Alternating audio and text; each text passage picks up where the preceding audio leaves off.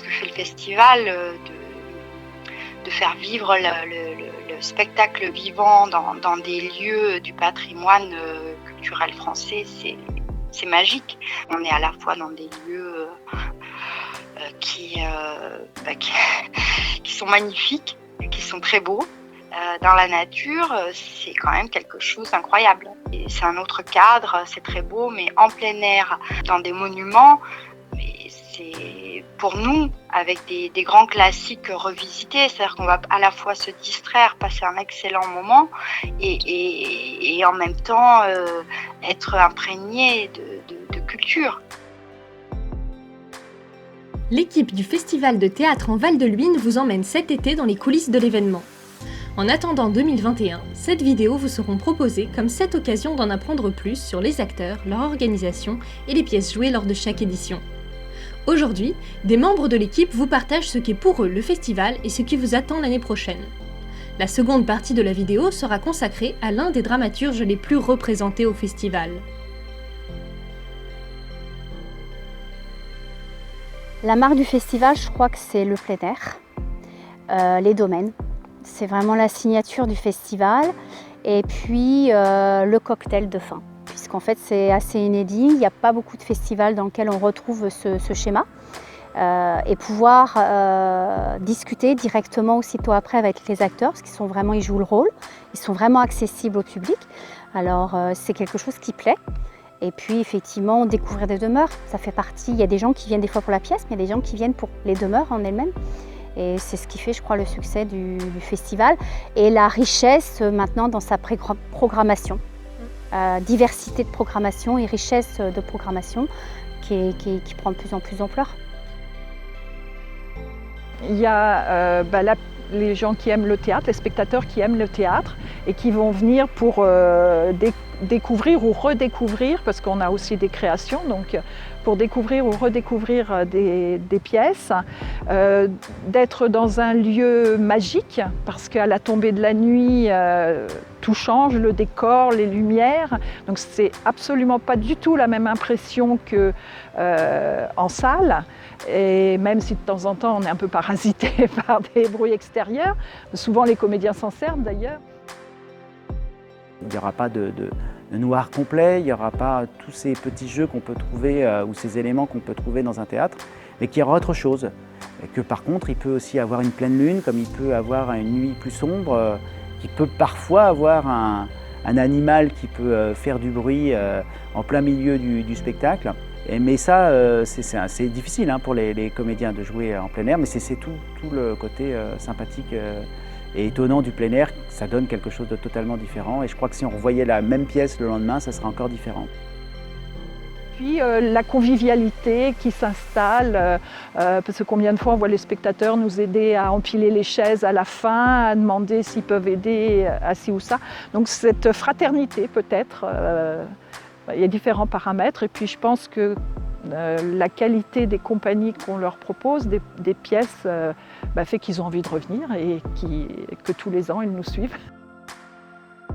C'est tout sauf de l'amateurisme. Et au niveau de l'organisation d'une part, et au niveau des acteurs et de ce qui est présenté, puisque la plupart, enfin tous les cas, tous ceux que nous avons reçus nous, venaient et reviennent même d'ailleurs du Festival d'Avignon pour présenter un spectacle ici, et pour certains d'entre eux viennent pour présenter le spectacle et repartent à Avignon dès le lendemain pour continuer le festival. C'est dire si ce festival, à nos yeux en tous les cas, a acquis depuis 15 ans ses lettres de noblesse. Je crois que ce qui nous attend, c'est une belle saison parce qu'on aura encore plus envie jamais de la faire et je crois que les spectateurs aussi d'y venir. On a la chance de pouvoir garder la même programmation. Ça nous permet aussi de peaufiner encore certains détails peut-être, même si on était prêt, il n'y a pas de doute, mais on a toujours des axes d'amélioration possibles. Puis on sera tellement content de retrouver tout le monde que je pense que ce sera un grand succès. Et la programmation de cette année, on le dit tous les ans, la programmation elle est super, mais que tous les ans elle est encore mieux, mais je crois que c'est vrai. Parce qu'on a davantage de choix, tout simplement, parce qu'aujourd'hui, la renommée du festival, elle se fait auprès des spectateurs, mais elle se fait surtout auprès de la profession, auprès des compagnies de théâtre. Et aujourd'hui, c'est plus nous qui allons chercher les compagnies et les pièces, mais ce sont les pièces et les compagnies qui viennent à nous. Donc c'est une chance énorme. et ça nous permet de faire une belle programmation. On sort quand même d'une période que tout le monde connaît qui s'appelle la période du confinement et du coronavirus, qu'on a bien entendu bien des regrets de ne pas recevoir, puisque normalement ça devrait démarrer dans un petit mois, quoi, grosso modo. Et donc cette année, on n'aura pas de festival, puisqu'ils ont eu, je pense, ce qu'on peut appeler la sagesse de reporter tout à l'année prochaine, et donc vivement l'année prochaine.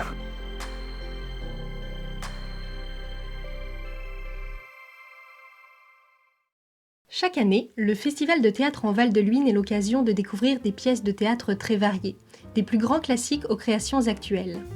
Nous vous proposons de continuer cette découverte autrement, avec aujourd'hui le portrait d'un des plus grands noms du théâtre français, si ce n'est le plus grand, Molière.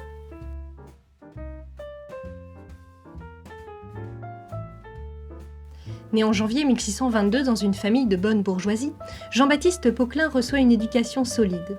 En 1643, et alors que ses études le prédestinent à devenir avocat, il s'associe avec un groupe de comédiens pour créer une troupe, l'Illustre Théâtre. Malheureusement, leur troupe connaîtra une fin précipitée, seulement 2 ans plus tard, lorsque des dettes la poussent à se dissoudre. Face à une concurrence très rude à Paris, Molière décide alors de continuer sa nouvelle carrière de comédien en province. Pendant cette période, Jean-Baptiste Poquelin affirme son jeu et ses talents d'écrivain. C'est aussi à cette période qu'il commence à se faire appeler Molière. De retour à Paris, le succès arrive très vite. En 1659, sa pièce Les Précieuses Ridicules remporte les faveurs du public. Cette réussite lui permet de se produire devant Louis XIV en personne, qui lui accorde le droit de jouer dans la salle du Petit Bourbon en face du Louvre, puis un peu plus tard dans la salle du Palais Royal. À partir de là, le succès de Molière ne faiblit pas, et il est reconnu à la fois pour ses talents d'acteur, d'auteur, mais aussi de directeur de troupe. Son rythme d'écriture est effréné, puisqu'en moins de 15 ans, il crée une trentaine de pièces, dont certaines font scandale. Tartuffe, par exemple, pièce dans laquelle Molière critique les faux dévots et les dérives de la religion, est interdite. Les pièces de Molière reçoivent, par ailleurs, un accueil toujours triomphal. En 1673, le soir d'une représentation du Malade imaginaire, Molière meurt brutalement. Sa mort laisse un lourd fardeau à ses successeurs, qui doivent essayer d'égaler le maître incontesté de la comédie. Pour comprendre le succès de Molière, encore faut-il savoir ce que signifie réellement être un dramaturge au XVIIe siècle et quelle place occupe le théâtre dans cette société.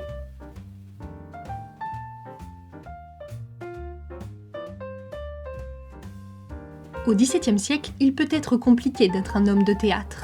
Dans la société très catholique de l'Ancien Régime, le théâtre est méprisé. C'est un lieu d'illusions et de mensonges. Le comédien lui-même est très mal vu.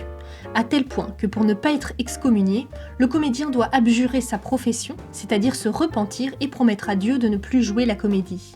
On comprend mieux l'importance pour ces hommes de théâtre d'avoir des mécènes, des protecteurs. Molière lui-même bénéficie grandement de l'appui du roi. D'ailleurs, Louis XIV en personne devra intervenir auprès de l'Église à la mort de Molière pour que celui-ci ne soit pas jeté dans une fosse commune, mais obtienne une sépulture chrétienne. Heureusement, au XVIIe siècle, le théâtre est de plus en plus apprécié, y compris par les classes sociales les plus hautes. L'unique salle parisienne alors en place, l'Hôtel de Bourgogne, ne peut pas accueillir ce public mondain. En effet, dans ce lieu mal éclairé et bondé, les spectateurs côtoient les voleurs et les prostituées, sans parler des nombreuses bagarres qui éclatent en son sein. De nouvelles salles de théâtre sont construites, comme celle du Palais Royal où joue Molière. Ce sont alors environ 50 000 spectateurs de théâtre qui profitent des pièces données dans la capitale. Le public est composé d'aristocrates, mais aussi et majoritairement de nobles et de bourgeois aisés.